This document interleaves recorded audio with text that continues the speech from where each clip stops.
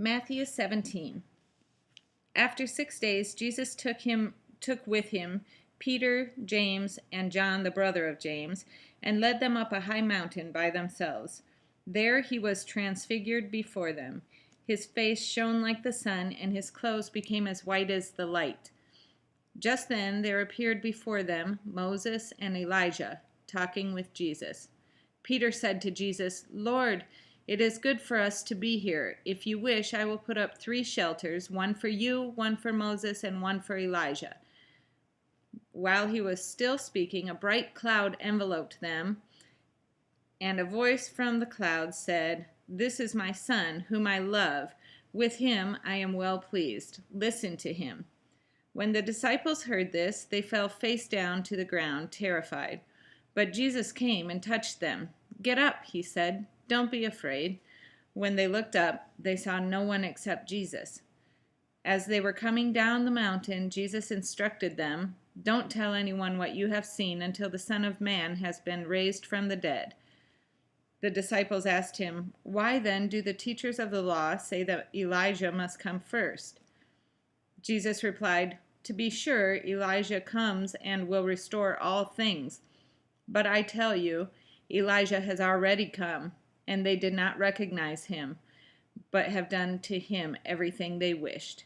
In the same way, the Son of Man is going to suffer at their hands." Then the disciples understood that he was talking to them about John the Baptist. When they came to the crowd, a man approached Jesus and knelt before him. "Lord, have mercy on my son," he said. "He has seizures and is suffering greatly. He often falls into the fire or into the water. I brought him to your disciples, but they could not heal him." "O unbelieving and perverse generation," Jesus replied, "how long shall I stay with you? How long shall I put up with you? Bring the boy here to me." Jesus rebuked the demon, and it came out of the boy, and he was healed from that moment. Then the disciples came to Jesus in private and asked, "Why couldn't we drive it out?" He replied, "Because you have so little faith. I tell you the truth. If you have faith as small as a mustard seed, you can say to this mountain, 'Move from here to there,' and it will move. Nothing will be impossible for you." When they came together in Galilee, he said to them, "The Son of Man is going to be betrayed into the hands of men. They will kill him, and on the 3rd day he will be raised to life." And the disciples were filled with grief. After Jesus and his disciples arrived in Capernaum, the collectors of the 2 drachma tax came to Peter and asked, "Doesn't your teacher pay the temple tax?" "Yes, he does," he replied. When Peter came into the house, Jesus was the first to speak. "What do you think, Simon?" he asked.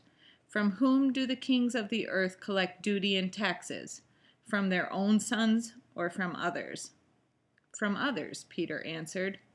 "Then the sons are exempt," Jesus said to him.